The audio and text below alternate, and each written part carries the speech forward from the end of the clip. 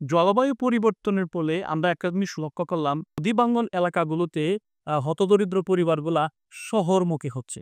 কেন হচ্ছে? তারা ওইখানে তাদের জীবন ধারণের জন্য তাদের যথেষ্ট পরিমাণ আর্থিক সহায়তা এবং নিজেদের যে কর্ম করে যে সে টাকা ইনকাম করবে, সেই বিষয়টা আসলে গ্রাম পর্যায়ে নেই। না থাকার কারণে শহরমুখী মানুষ বেশি পরিমাণ ঝুঁকে যাচ্ছে। সেই পরিবারটা যখন গ্রাম থেকে যখন শহরে আছে মাইগ্রেন্ট হচ্ছে, সে পরিবার কিন্তু আসার পরে কিন্তু সে কাজ পাচ্ছে না। হ্যাঁ? কম দামে মানে কম মূল্যে সে শ্রম দিচ্ছে এবং সে কম ইনকাম করতেছে। কম ইনকাম করার ফলে দিন শেষে কি করে? তার ছেলে-মেয়ে যে শিশু বাচ্চাটাকে কর্মস্থলে পাঠায়। কিন্তু আপনারা দেখেন যে বাচ্চাটা ল্যাব মেশিনে কাজ করে, যে বাচ্চাটা প্রিন্টিং এ কাজ করে, যে বাচ্চাটা ওয়াশিং এ কাজ করে, হুম? তো কিছু বিষয় আছে যেখানে ঝুঁকিপূর্ণ কাজে শিশুরা যুক্ত হচ্ছে। তো এই বিষয়গুলো যদি আসলে সরকার যদি খেয়াল করত, তো ২০২৫ সালে আইসা ১০ লক্ষের উপরে বিভিন্ন সেক্টরে শ্রমিক থাকতো না। হ্যাঁ? সরকারের যে ন্যাশনাল প্ল্যান অফ অ্যাকশন, এই যে দীর্ঘদিন ধরে ন্যাশনাল প্ল্যান অফ অ্যাকশন নিয়ে কাজ করা হচ্ছে। তো আমরা দেখতেছি এখানে কোনো তেমন মানে উদ্যোগ নেওয়ার পরেও শিশুশ্রম কিন্তু কমতেছে না। কিভাবে কমবে? দেখলাম যে সর্বশেষ যে বাজেট হইলো, সরকারের যে বাজেট, সে বাজেটে কিন্তু প্রাথমিক বিদ্যালয়ের বাজেট কিন্তু তারা কমায়া দিল। একদিকে সরকার পরিকল্পনা করলো শিশুশ্রম নিরসন করা, হ্যাঁ? তো আরেকদিকে আবার সেই শিশুশ্রম তো বৃদ্ধিই পাবে। আমরা একটা জিনিস খেয়াল করেন বিভিন্ন শিল্প এলাকাগুলোতে যেসব আ আ পুরুষ এবং নারী যারা কর্মস্থলে কাজ করে, তাদের বাচ্চাদেরকে সেফ জোনে রাখার জন্য কোনো ডে কেয়ার সেন্টার নাই।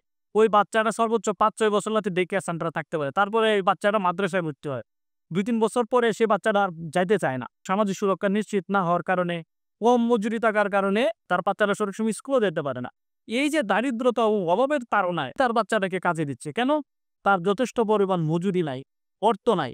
আজকে দিন যাচ্ছে, ততই শিশুরা ঝুঁকিতে যাচ্ছে। আমরা চিন্তা করতেছি উন্নত দেশের দিকে যাবো। ২০২৬ সালে এলডিসি গ্র্যাজুয়েশনের দিকে যাবো। অথচ আমাদের দেশে প্রায় ১০-১২ লক্ষের উপরে শিশু শ্রম। এটা কিভাবে সম্ভব? আপনারা যদি খেয়াল করেন সর্বশেষ শ্রম কমিশন যে গঠন হইছে, সেখানে কিন্তু আমাদের বিভিন্ন ট্রেড ইউনিয়নের পক্ষ থেকে শ্রমিক নেতারা কিন্তু ৯ দফা সুপারিশ করেছে। এটা যদি সরকার যদি কার্যকর করে, তাহলে অবশ্যই আসলে শিশু শ্রম বন্ধ করতে খুব সহজ হবে।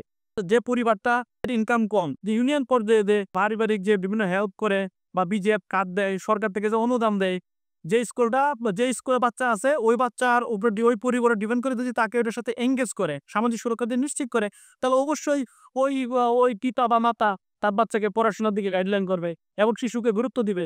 আজকে শিশুরাই কিন্তু আগামী দিনের ভবিষ্যৎ। কিন্তু আমরা ওই ভবিষ্যতের দিকে কি যাচ্ছি? আজকে এই যে ১০-১২ লক্ষ যে শিশু যে কাজ করতেছে, তারা যদি আজকে স্কিলকে তারা ডেভেলপ করে যদি কর্মস্থলে যায়, তাহলে এই জাতির জন্য, এই দেশের জন্য তো সে অনেক কিছু কন্ট্রিবিউশন করার যে এখতিয়ার রাখে। কিন্তু আদৌ কি আমরা সেই পরিকল্পনার দিকে যাচ্ছি? আমরা কি ন্যাশনাল প্ল্যান অফ অ্যাকশন যে আমরা ৫ টা যে উদ্দেশ্য রয়েছে, সেই উদ্দেশ্যের দিকে কি আমরা যাচ্ছি? সরকার কিন্তু এই দায় এড়াইতে পারে না।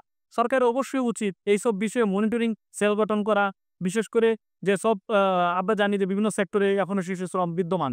তো এখানে জাতীয়ভাবে একটা ন্যাশনাল একটা মনিটরিং সেল করা, সেখানে ট্রেড ইউনিয়নকে যুক্ত রাখা এবং বিভিন্ন শিক্ষা কারিকুলামে শিশু শ্রম বিষয়ে যেন শিশু শ্রমের দিকে মানুষ না ঝুঁকে, শিশুদের জন্য নিয়োগ না দেয় এবং সরকার যেন ওই পরিবারকে যেন পুনর্বাসন করে, তাদেরকে যেন আপনি স্কিল ডেভেলপ করে এবং যেসব শিশুরা কর্মস্থলে আছে তাদেরকে কর্ম থেকে এনে তাদেরকে পড়াশোনার দিকে যেন কারিগরি শিক্ষা আ বেশি করে যেন স্থাপন করা হয়। জেলায় যেন কারিগরি সেন্টার করা হয়, উপজেলা ভিত্তিক যেন কারিগরি সেন্টার করা হয়। ওইখানে যেন ওই শিশুটা যেন পড়াশোনা করতে পারে এবং দক্ষতা স্কিল হয়ে উন্নত প্রযুক্তির দিকে আপনার জানেন অটোমেশন চলে আসছে। তো আজকে যদি আমরা একটা শিশুকে যদি পড়াশোনা না করে সে দক্ষ যদি না হয়, তাহলে কিভাবে দে অদূর অন্যান্য দেশের সাথে আমরা কম্পিটিশন করব? আমরা দেখতেছি যে পার্শ্ববর্তী দেশগুলা তারা কিন্তু অনেক প্রযুক্তির দিকে এগিয়ে যাচ্ছে। আমরা কিন্তু সেদিকে পিছিয়ে আছি। তো একদিকে আমরা চিন্তা করতেছি যে দেশে ব্যবসা-বাণিজ্য বৃদ্ধি আ আ করবে বা সরকার আরো আত্মকর্মসংস্থান বৃদ্ধি করবে। তা আমার যদি দক্ষ থাকে, আমার শিশু যদি শিক্ষিতই না হয়, তাহলে কিভাবে জাতীয় অর্থনীতিতে সে অবদান রাখবে? আসুন শিশুকে কর্মে নয় স্কুলে পাঠাই। হ্যাঁ, আজকের শিশুরাই আগামী দিনের ভবিষ্যৎ।